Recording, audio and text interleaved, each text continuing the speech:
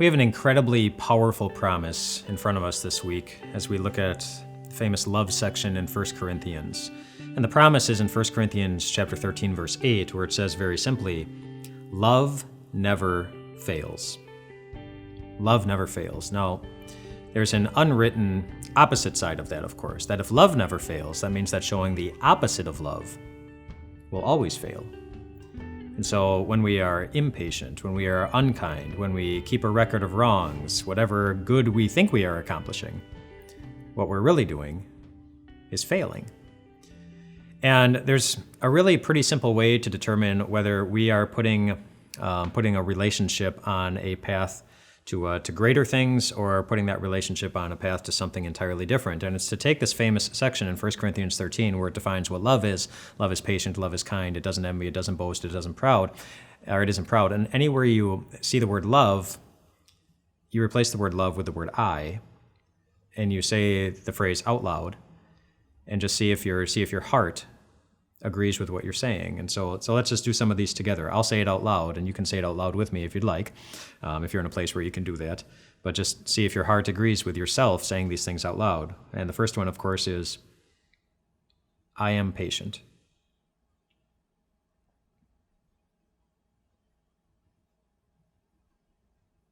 And I'm pausing a lot to test your patience to see if you really are patient. The next one is, I am kind.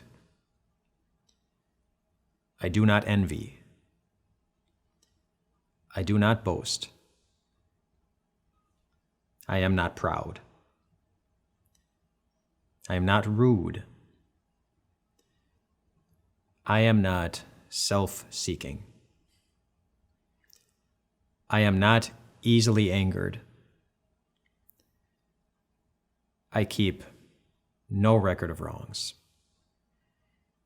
And there are more phrases, and we could do more. We could spend more time with that, but that's, maybe that's enough. But it's an easy way to determine if we're making things better in the relationship or if we're contributing to the problem. And yet, even though it's really easy to define what love is and really easy to see if we're doing a good job of putting it into practice, it's not always easy to show love.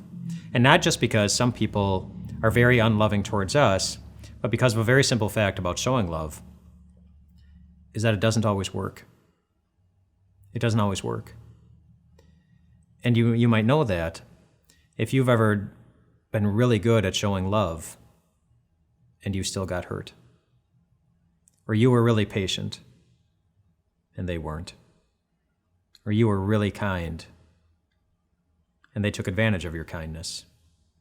Or you did a really good job of keeping no record of wrongs and keeping no record of wrongs multiple times and they knew that.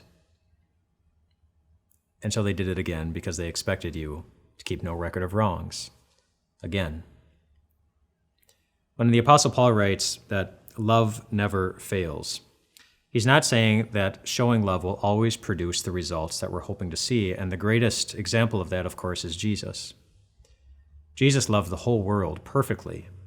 And yet not even his perfect love resulted in everybody in the world loving him. And sometimes we have to live often with that same reality as we're the ones who also have to live with broken relationships and broken hearts and broken dreams to the extent that it might make you wonder sometimes why it's even worth it to keep showing love if the results aren't something that you can't guarantee. And I'm going to leave you hanging there today because I want you to wrestle with that. I want you to come up with your answer to that. Like, what would you say when somebody comes to you and says, why should I continue to show love to someone if I can't guarantee that it's going to pay off in the way that I'm looking? Wrestle with that and just know this. I'll give you some really good reasons as we continue through the week.